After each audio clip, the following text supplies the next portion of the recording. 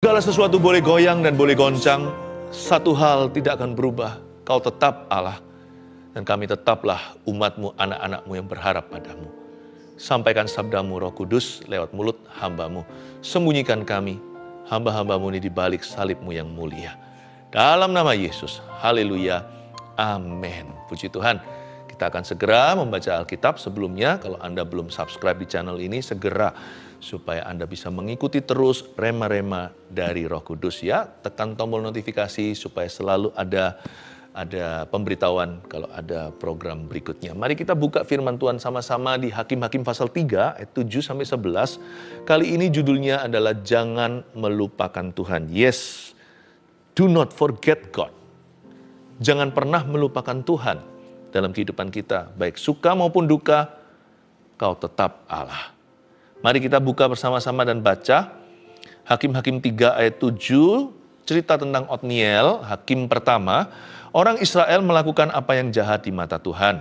Mereka melupakan Tuhan, Allah mereka, dan beribadah kepada para Baal dan para Asyerah. Lalu bangkitlah murka Tuhan terhadap orang Israel, sehingga ia menjual mereka kepada Kusyan Rishyataim, Raja Aram Mesopotamia, dan orang Israel menjadi takluk kepada Kusyan Rishyataim 8 tahun lamanya. Lalu berserulah orang Israel kepada Tuhan, maka Tuhan membangkitkan seorang penyelamat bagi orang Israel, yakni Otniel, anak Kenas, adik Kaleb. Roh Tuhan menghinggapi dia dan ia menghakimi orang Israel. Ia maju berperang, lalu Tuhan menyerahkan Kusyan Rishyataim, Raja Aram, ke dalam tangannya, sehingga ia mengalahkan Kusyan Rishyataim. Lalu amanlah negeri itu 40 tahun lamanya. Kemudian matilah Otniel, anak Kenas. Jangan melupakan Tuhan. Tahukah Anda, sadarkah bahwa kita itu jangan punya sifat seperti orang dunia yang nikmati dosa, tapi nanti kalau dalam masalah, cari Allah. Kita jangan lupakan Tuhan dalam suka dan duka. Karena kita butuh Tuhan di setiap waktu. Segala musim hidup ini tanpa Tuhan akan menjadi hampa. Sukacita nggak kekal. Semua itu hanya bisa dinikmati sementara. Nanti duka cita jadi depresi yang berlebihan karena kita tidak punya pegangan. Sama Tuhan itu seperti nafas hidup. Jangan pernah berhenti bernafas. Sama Tuhan jangan hentikan. Bersekutu dengan Tuhan setiap waktu, setiap saat. Bukan berarti kita berdoa melulu, tapi maksudnya hati kita berpaut. Hati kita itu selalu berada dalam hadirat Allah, sekalipun badan kita di kantor, tubuh kita di sekolah. Tapi jangan pernah lupa bahwa ada Tuhan dalam kehidupan kita. Dan barang siapa yang percaya kepada Yesus, Yesus tinggal di dalam dirinya. Dan dia tinggal di dalam Tuhan. Berarti kita bersatu dengan Yesus Kristus. Ya, mari kita sekarang mempelajari satu persatu hikmat atau rema-rema daripada cerita ini apa saja. Ayat 7, orang Israel melakukan apa yang jahat di mata Tuhan. Apa sih kejahatan mereka? Kita bisa bertanya, Adam dan Hawa itu loh dosanya apa? Kan hanya makan aja dari buah terlarang. Kan itu juga buah-buahan. Masalahnya bukan begitu. Karena mereka tahu Tuhan melarangnya. Mereka tetap saja melanggar. Jadi bukan buah itu yang membuat mereka jatuh. Tapi hati mereka yang menjauh. Mereka taruh curiga sama Tuhan. Siapa suruh mereka dengarkan bisikan. Bisikan setan. Kalau kamu makan ini, kamu akan jadi gimana lah. Jadi mengingini, imajinasi. Jadi halusinasi juga.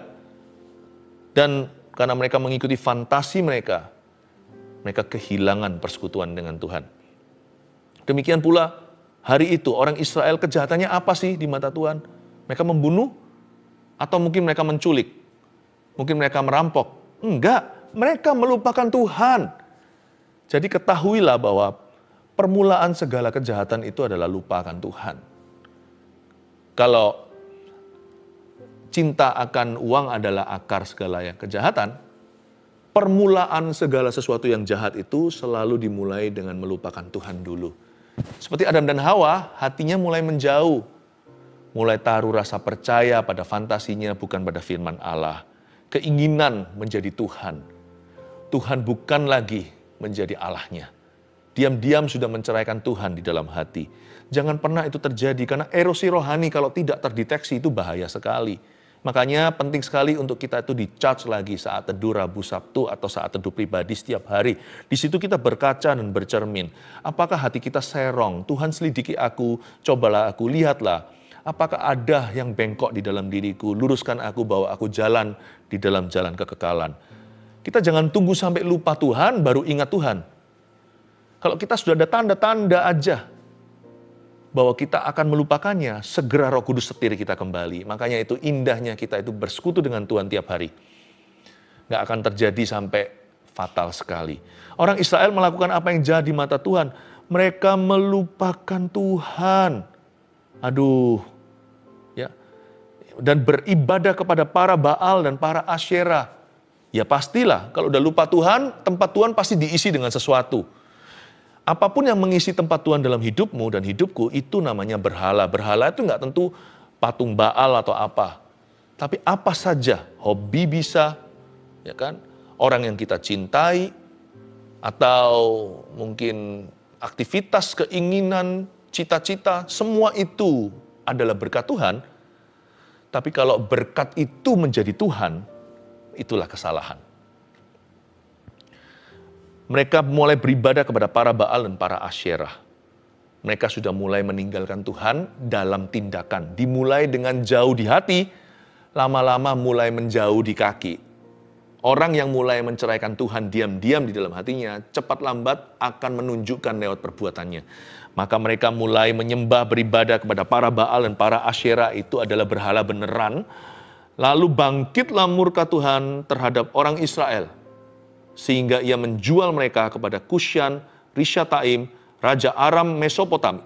Dan orang Israel itu menjadi takluk kepada Kusyan, Rishyataim 8 tahun lamanya. Kenapa Tuhan bisa bangkit murkanya? Ya lumrah, bukan Tuhan itu suka marah, Tuhan itu jarang marah. Bahkan kalau marah pun amarahnya sementara saja, tapi kasih karunia-Nya selama-lamanya. Marah Tuhan itu berhenti sampai pagi, tapi kasih karunia itu sampai beribu-ribu generasi. Tapi kenapa Tuhan marah? Karena memang namanya cemburu. Sepatutnya kalau suami istri itu pernikahan sehat, jikalau istrinya tiba-tiba main mata sama mantan, atau sama pacar baru, kalau suami nggak cemburu, berarti something wrong with you. Berarti sesuatu yang salah tuh dalam diri pria itu. Ada hal-hal tertentu yang tidak bisa di-sharingkan. Contohnya, pasangan, kita tidak bisa sharingkan. Tuhan juga tidak bisa sharingkan pasangannya, yaitu umatnya. Tuhan tidak akan izinkan mereka menyembah berhala. Karena itu Tuhan marah, bangkitlah murka Allah. Tuhan berkata, aku tidak mau dimadu. Apa-apaan itu? Kenapa aku kau gantikan dengan Baal, dengan Asyerah, dengan semua tugu berhalamu itu? Tuhan marah. Tentunya Tuhan nggak marah langsung menghukum ya. Tuhan pasti memberi mereka peringatan. Perjanjian Lama itu penuh dengan utusan nabi-nabi. Utusan nabi-nabi Tuhan kepada umat Tuhan, bangsa Israel, umat pilihan. Tuhan selalu peringatkan, tapi bukannya didengarkan, mereka malah dianiaya, nabi-nabi itu dibunuh. Sama seperti hari ini, setiap suara bersih dari Roh Kudus itu nggak tentu diterima dengan bagus. Banyak orang menganiayanya, mengucilkannya, paling tidak menepiskannya begitu saja. Tapi jangan pernah salahkan Tuhan kalau Tuhan akhirnya menghukum kita setelah kita diperingatkan berkali-kali. Maka akhirnya Tuhan menjual mereka. Kata menjual itu bukan berarti Tuhan dapat sesuatu. Bukan. Tuhan jual mereka. Maksudnya Tuhan begitu muak dengan dosanya. Tidak berkenan, Tuhan berkata, ambillah. Kepada Kusyan Rishyataim, Raja Aram Mesopotamia. Mana sih Aram Mesopotamia itu? Itu di Syria Timur, sebelah utara Irak hari ini. Tahu nggak ada satu orang itu berasal dari sana? Yaitu Laban. Laban yang menjajah Yakub, yang menipu dia ganti gaji berkali-kali, 14 tahun bahkan lebih, Yakub tuh sampai 20 tahunan sama dia. Laban itu dari situ. Dan bagi bangsa Israel, apalagi zaman dulu belum ada transportasi teknologi, Aram Mesopotamia adalah musuh yang jauh, seperti pepatah orang Indonesia zaman jajahan dulu, ya kan? Sekarang kita sering berkata kalau sesuatu itu jikalau kita percaya sesuatu itu nggak akan pernah menimpa kita berkata Belanda masih jauh. Anda akan kaget ya, kita akan terkejut. Jika kita ditinggalkan sama Tuhan, apa yang kita kira nggak mungkin terjadi pada kita malah terjadi. Jangan pernah berkata aku nggak mungkin jatuh. Nggak mungkin cerai. Nggak mungkin bangkrut. Bangkrut. Kaget. Raja Aram Mesopotamia pun mulai datang. Kusyan Rishathaim akhirnya merebut tanah perjanjian. Dan bangsa Israel ditaklukkan, nggak tanggung 8 tahun lamanya. 8 tahun itu lama loh. 8 tahun ini bukan tamasya, kalau tamasya mungkin waktu berlalu. Tapi 8 tahun ini dijajah. 8 tahun lamanya. Menurut saya 8 tahun lamanya ini pun masa anugerah sekalipun itu masa hukuman. Mengapa? Karena Tuhan disiplin umatnya. Ini adalah obat pikun yang ampuh. Yes. Karena dikatakan di ayat ini, kalau Anda baca ayat 9 lanjutan, lalu berserulah orang Israel kepada Tuhan. Berhenti di sana dulu 9a sebelum saya tunjukkan pahlawannya. Jadi dari ada kata 8 tahun lamanya lalu berserulah. Saya ulang ayat 8 akhir, ayat 9 awal. 8 tahun lamanya lalu berserulah. Wah, itu penuh dengan hikmat Tuhan di sini. Seringkali Tuhan izinkan kita untuk mengalami sesuatu yang menyakitkan agar supaya kita disadarkan. Menjadi takluk 8 tahun lamanya lalu berserulah. Bangsa Israel dipimpin dari titik meremehkan hingga ke titik cerah. Jangan pernah remehkan, jangan sekali-kali berkata enggak mungkin. Tiada yang mustahil bagi Tuhan, itu bukan hanya upah, bukan hanya penggenapan janji. Tiada yang mustahil bagi Tuhan itu juga berarti hukumannya. Jangan pernah berkata, hal ini enggak mungkin menimpa saya. Aku terlalu kuat, koneksiku di mana-mana. Anda akan terkejut. Senjatamu di dalam Tuhan itu, kalau Tuhan tidak beserta, bisa makan tuan. Bumerang itu ada. Kembali ke kita. Tetapi kalau Tuhan menyertai seseorang, Yesaya 54 katakan, setiap senjata ditempa melawan orang itu tidak akan berhasil. Kebalik malah, ditempa oleh tukang baja, senjata melawan dia, malah justru berubah jadi pedang di tangannya. Ditembaki dengan peluru itu karena tangan Tuhan, itu dimasukkan ke senjata umat pilihan. Peluru yang dipakai untuk menembaki umat Tuhan akan menjadi peluru keberhasilan mereka. Orang gali lubang untuk menjatuhkanmu, mereka sendiri jatuh di situ, Anda bangun menara di atasnya. Kalau Tuhan beserta dengan tidak, itu perbedaannya bumi dan langit. Jangan pernah kita terlalu yakin, percaya diri, over pede, over percaya diri, over confident. Sampai kita berkata, Tuhan pun tidak bisa menenggelamkan kapal ini. Titanic buktinya. Bukan Tuhan yang menenggelamkan, tapi perbuatan manusia itu semua pasti ada celahnya. Gak ada yang sempurna kecuali Tuhan Allah kita. Jadi jangan pernah kita sok-sokan berkata, even you cannot defeat me. Bahkan engkau pun tidak bisa membuatku bertekuk lutut. Oh, you haven't lived long enough to prove that.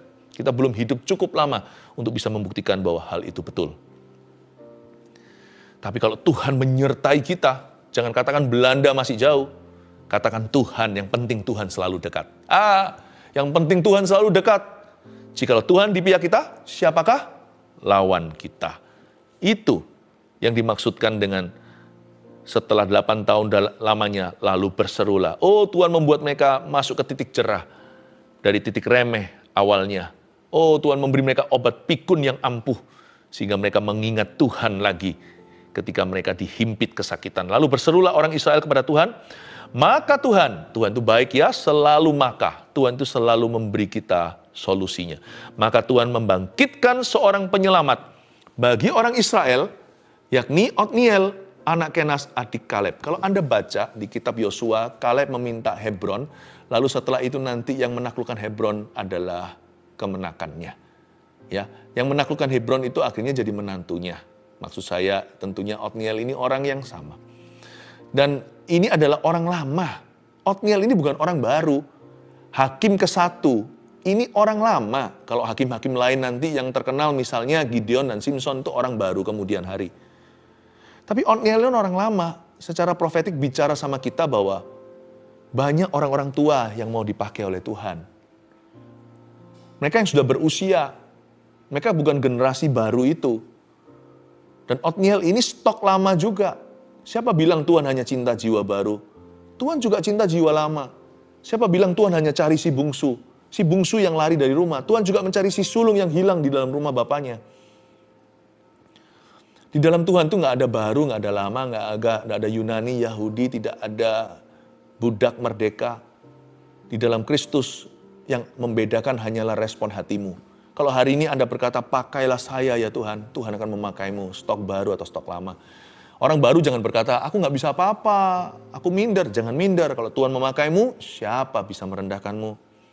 Tapi orang lama jangan merasa, aku mungkin sudah kadaluarsa. Nggak ada kadaluarsa dalam Tuhan. Musa umur berapa ketika dia lihat semak belukar terbakar? 80. Dia sudah tergolong manusia lansia, lanjut usia, tapi Tuhan memakainya. Saya excited juga sih, karena tidak lama lagi nanti kami Gereja Mauritius akan mengadakan konferensi senior. Nanti ya, tunggu tanggal mainnya, tunggu pengumumannya. Di media kami pasti akan di-announce. Saya percaya bahwa orang-orang tua pun akan mendapat mimpi kalau Roh Kudus dicurahkan. Oh haleluya. Saya nggak tahu Otniel setua apa, tentunya nggak setua Yosua, Kaleb, karena dia adalah anak Kenas, adik Kaleb. Tapi Roh Tuhan menghinggapi dia. Saya mau doa di saat teduh bersama hari ini untuk orang-orang yang sudah usianya 50 ke atas. Oh, saya percaya ada urapan baru buat Bapak Ibu, keluarga saat teduh yang kukasihi, yang tergolong orang-orang yang sudah mulai berusia. Saya percaya Tuhan akan memakai Anda. Jangan henti di sini. Anda akan menjadi penjala manusia. Katakan amin, yang sudah umur 50 sekian, bahkan sampai umur 80, bahkan sampai lebih dari itu. Yang mengikuti saat teduh itu range usianya dari anak kecil sampai orang yang tua sekali. Semua ada bagian, semua ada porsi dalam kerajaan Allah. Roh Tuhan menghinggapi dia, itu yang penting pokoknya. Yang penting Roh Allah turun atas hidup kita. Dan Otniel ini menghakimi orang Israel. Ia maju berperang, lalu Tuhan menyerahkan Kusyan Rishyataim, Raja Aram, ke dalam tangannya, sehingga ia mengalahkan Kusyan Rishyataim. Kalau Anda perhatikan, job deskripsinya Otniel ini menunjukkan kepada kita prioritas yang benar. Roh Tuhan menghinggapi dia, oke, itu dari sisi Allah. Dan ia menghakimi orang Israel. Ini bukan menghakimi orang Israel seperti kita menghakimi orang lain. Kalau penghakiman seperti itu dosa ya. Orang yang suka menghakimi sesamanya, kok aneh sih. Ya, satu titik di mata orang dia kelihatan, padahal balok di mata sendiri dia abaikan. Ini bukan penghakiman yang demikian. Ia menghakimi orang Israel, ini job deskripsi. Ini judges atau seperti hakim di pengadilan. Dia seperti perdana menteri, seperti pemimpin, seperti reformis, orang yang membawa pembaharuan. Seperti revivalist, orang yang membangkitkan umat Tuhan. Seperti gembala. Ya. Ia menghakimi orang Israel dulu, baru maju berperang. Karena ada kata ia menghakimi orang Israel, titik dulu. Lalu kemudian kalimat berikutnya, ia maju berperang. Betul sekali. Jangan langsung maju berperang. Bereskan dulu apa yang di rumah. Kita itu kepinginnya sih muluk-muluk. Tapi disiplin pribadi aja bolong-bolong. Setia dulu dalam perkara yang kecil, Tuhan berikan perkara yang besar. Setia dalam perkara sederhana, berkat yang rumit pun akan diberikan. Seperti kitab Amsal berkata, selesaikan urusan rumahmu, ladangmu, baru pulang ke rumah. Sebaliknya, maksudnya, always fulfill your personal responsibility. Selalu tanggung jawab pribadimu dulu kau urusi. Jangan urusi orang lain. Karena urusan kita banyak. Nanti ada waktunya kita akan menghakimi orang Israel karena kepercayaan, karena tugas yang kita emban, karena kepercayaan dari Tuhan. Jadi di sini Otniel itu he judged Israel first before he went out to war. Siapa yang bisa menguasai momok-momok di dalamnya, orang itu bisa menguasai setan manapun di luarnya.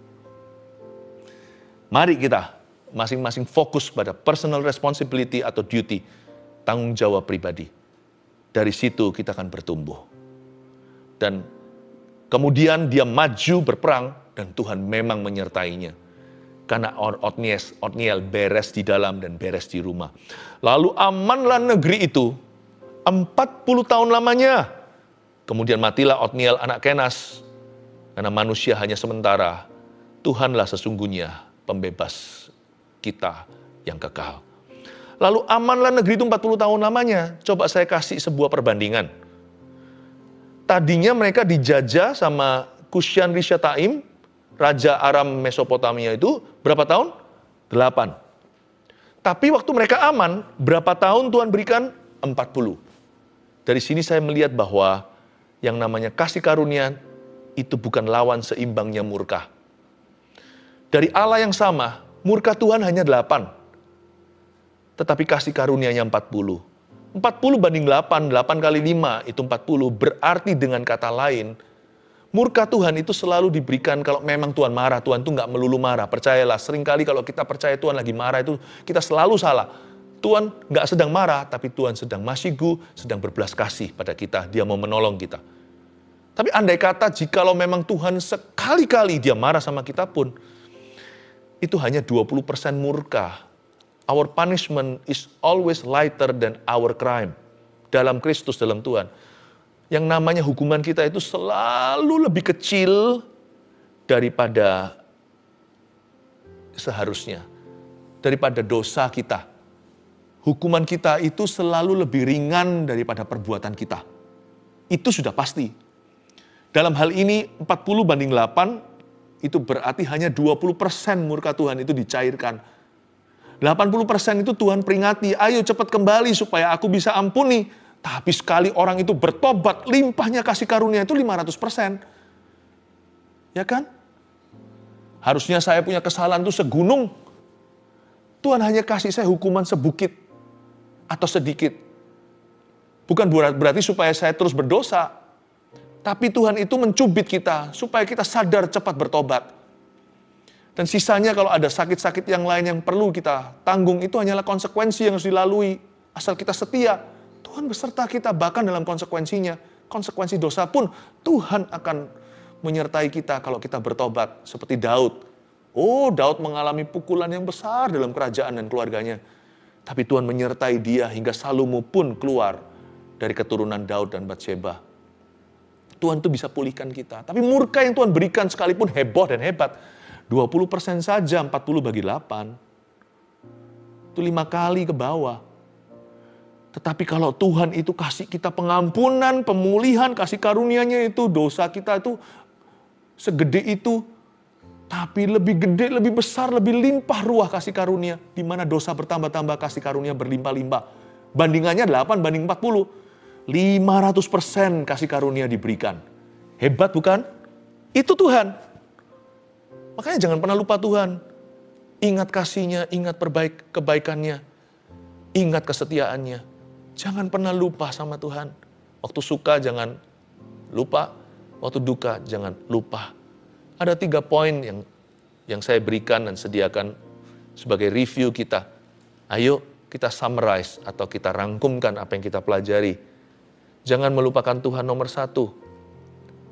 Melupakan Tuhan adalah permulaan hati yang jahat. Seorang suami yang seorang laki-laki dalam rumah tangganya sebagai kepala keluarga, kalau dia mulai bolong-bolong berdoa, udah malas-malas ke gereja, sudah tidak niat pelayanan, udah rasa setengah hati gitu sama Tuhan, jangan Anda rasa aman. Hai ibu, hai istri, dan anak-anak Anda. Harus doakan papa. Karena sekalipun papa belum jahat, belum melakukan sesuatu yang merugikan rumah tangga, keluarga, pernikahan, dan anak-anaknya. Kalau dia mulai bisa tinggalkan Tuhan, dia bisa tinggalkan siapa saja setelah itu. Karena siapa bisa meninggalkan Tuhannya, dia akan tinggalkan apapun. Ya. Demikian pula sebaliknya, kalau mama atau istri Anda, ya, kalau sudah mulai lagi suam-suam kuku, udah tidak pernah sungguh-sungguh, itu alarm for you. Itu berarti sebuah alarm dinyalakan. Itu sebuah tanda sirene peringatan. Untuk kita mulai doakan dan ingatkan. Sebab melupakan Tuhan adalah permulaan hati yang jahat. Kedua, musuh jauh jadi dekat ketika Tuhan meninggalkan kita. Itu yang saya sebut sebagai Belanda masih jauh tadi. Musuh jauh jadi dekat jika Tuhan tinggalkan kita. Jangan cobai Tuhan. Jangan tunggu sampai yang jauh mendekat, Laban kembali. Mesopotamia jauh. Apalagi di daerah sana kan, Aram sana. Itu tidak mungkin ditempuh. Terlalu banyak padang gurunnya. I'm safe. Aku dengan hartaku ini, aku akan nanti nikmati pensiun dini. Hai orang kaya yang bodoh, kata Yesus dalam perumpamannya. Tidakkah kau tahu nyawamu hari ini, malam ini akan tercabut?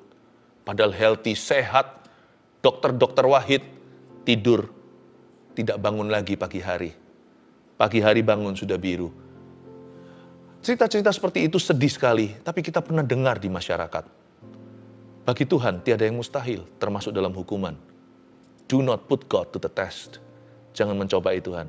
Musuh jauh jadi dekat kalau Tuhan meninggalkan kita.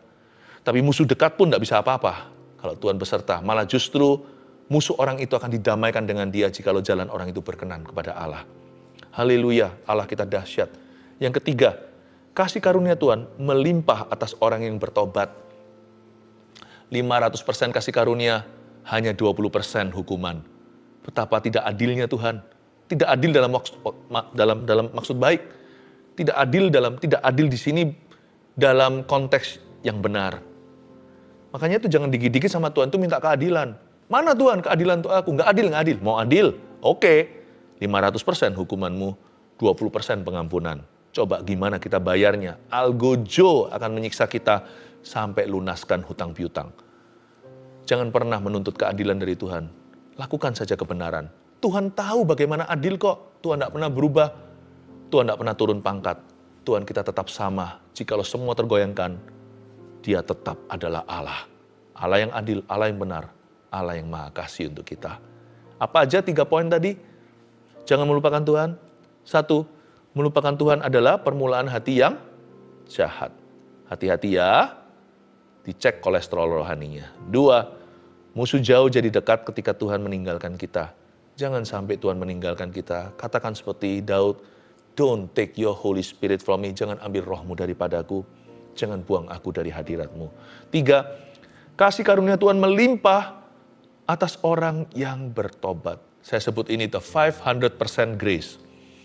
Kasih karunia 500% itu. How good is our God? Betapa baiknya Dia. Yang berkata, pakailah aku Tuhan, Tuhan dengarkan. Doa begitu, doa demikian. Receive His anointing. Terimalah urapannya. Dalam nama Yesus Kristus. Mari sekarang kita semua mengulurkan tangan untuk permohonan doa yang ada di tangan Tuhan. Hamba berdoa, Tuhan nyata atas setiap pergumulan. I speak your blessing and miracles. Kuucapkan, deklarasikan. Ya Tuhan, mujizat yang dari Tuhan. Di dalam nama Yesus Kristus. Letakkan tanganmu. Ada satu orang yang kena kanker otak stadium berapa, bukan lagi stadium berapa. Dari situ menyebar sudah. Meskipun belum di stage terakhir. Tapi Tuhan berkata kankermu itu kering saat ini juga yang di otak dan penyebarannya. CA-mu akan rendah, setelah ini akan dites ulang dan dilihat semuanya, ternyata Anda akan sembuh. Satu lagi nanti akan ada satu lagi dokter yang akan kaget terkejut melihat bahwa mujizat terjadi di mejanya. Tuhan Yesus memberkatimu di dalam nama Yesus. Aku tengking kanker itu di dalam nama Yesus Kristus. Terima kasih Tuhan, aku berkati ginjal seseorang.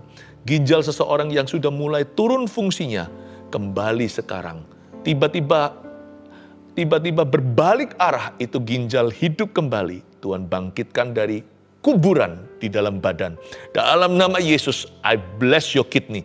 Tidak akan melalui meja operasi. Tuhan Yesus menyembuhkan Anda sekarang di dalam nama Yesus Kristus. Mari kita semua mengangkat tangan untuk menerima berkat Tuhan sebelum kita akhiri saat teduh hari ini.